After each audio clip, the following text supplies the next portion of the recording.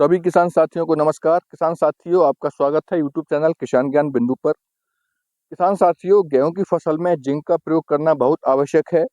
बहुत से किसान साथी बुवाई करते समय जिंक नहीं दिए हैं और बाद में फिर समस्या आती है। अगर जिंक की कमी होगी तो हमारी फसल में होगा क्या?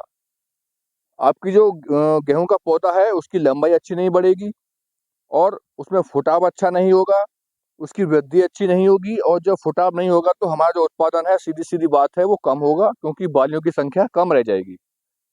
तो किसान साथियों, अगर जिंक के प्रयोग की बात की जाए तो सबसे अच्छा जो समय है जिंक का ज़्यादा लाभ लेने का, वो बुआई करते समय ही है, क्योंकि जिंक एक एगतिशील तत्व है और हमको इसको जड़ क्षेत्र में ही डालना है अगर पूरा लाभ लेना है।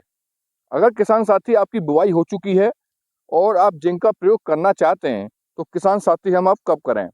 तो किसान साथियों, जिंक एक माइक्रोन्यूट्रेंट है, यानी कि सूक्ष्म पोषक तत्व है और ज़्यादा मात्रा में इसकी ज़रूरत नहीं होती है। किसान साथियों, ज़्यादा अच्छा रहेगा कि आप इसका छिड़काव करें। बहुत से किसान साथी खड़ी फसल में जिंक का प्रयोग करते हैं, लेकिन ज़्यादा अच्छा रहेगा कि आप छिड़काव करें। 2 छिड़काव कर देंगे तो जिंक की कमी पूरी हो जाएगी। पहला छिड़काव आपकी जब फसल 30 दिन की हो जाए उस समय करना है। मात्रा की बात की जाए तो 21% वाला जो जिंक सल्फेट है उसका आप प्रयोग कर रहे हैं, तो किसान साथी 5 ग्राम प्रति लीटर के हिसाब से छिड़काव करें। अगर आप 33% वाला जिंक ले रहे हैं तो किसान साथी 3 ग्राम प्रति लीटर के हिसाब से किसान साथी छिड़काव करें।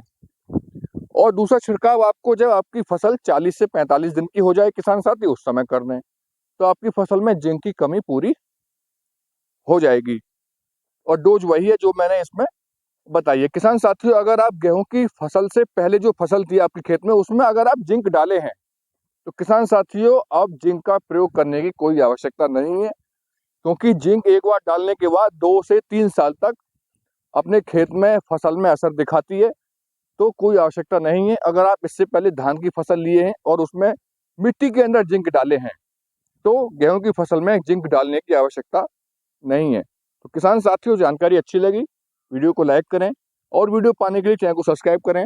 नमस्कार।